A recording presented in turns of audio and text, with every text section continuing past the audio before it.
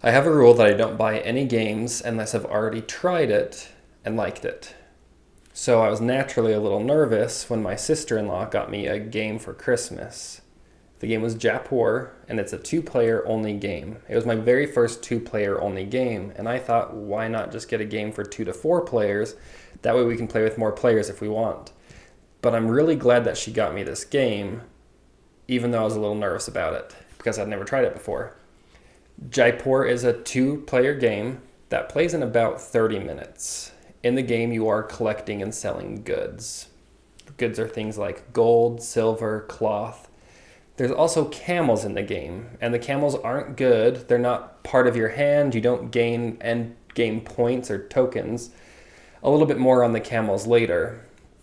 On your turn, you start with a set of cards in your hand, and you're going to either collect more cards or sell the goods that you've collected on your turn.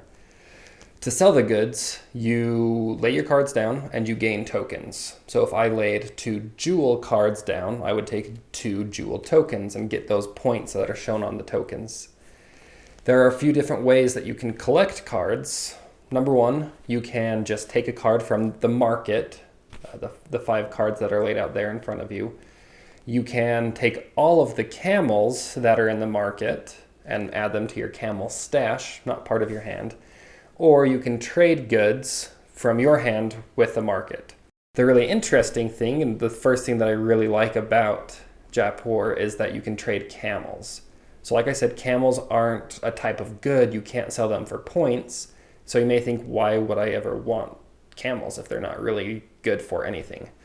But what they're really good for is you can trade 3 camels for 3 goods in the market. That way you're not having to use the cards you've already gained to gain more cards. You can use these camels, which just kind of act as a currency or a type of filler there on the side of the board. And the camels are just so unique in that sense, in that they're not giving you points at the end of the game necessarily, but you're able to use them to get more goods that you do need. Another interesting thing about it is if I choose on my turn to take all of the camels, that means we flip over more cards in the market. So suddenly I took the camels and maybe I reveal 3 cards that you really want. That can really hurt me. But I could use the strategy of your hand is already full. You already have the 7 card limit in your hand. Now I'm going to take all the camels, flip new cards, because you probably can't take those cards. You can't take any more than 7. That makes it so I can be the one who actually gets the first access to these new cards. So the camels let you decide a lot of different things in the game, and I really like that because it's meaningful decisions. The second thing that I love about Jaipur is the timing of when you choose to sell your goods. So as I mentioned, when you sell goods, you sell them for tokens. So I lay 2 jewel cards and I take 2 jewel tokens that are worth end game points. Now, the interesting thing is that the tokens are laid out in descending order. So the highest number is accessed first, and then it goes down to the lowest number. So whoever sells any type of good first is going to get more points for selling that type of good. So is there any incentive to not just sell immediately? And the answer is yes. And that is that if you sell 3, 4, or 5 types of the same good all at the same time, you get a bonus token, which can be worth quite a few points. So that creates a really interesting dynamic. If you and the other player are going for the same type of good, you can tell they're collecting the same thing. You now have to decide, am I going to just try to lay these down quick to get the higher point tokens? Or am I going to save up until I have 5 of this type of good so I can get a really big bonus token, even if that means you get the higher point good tokens?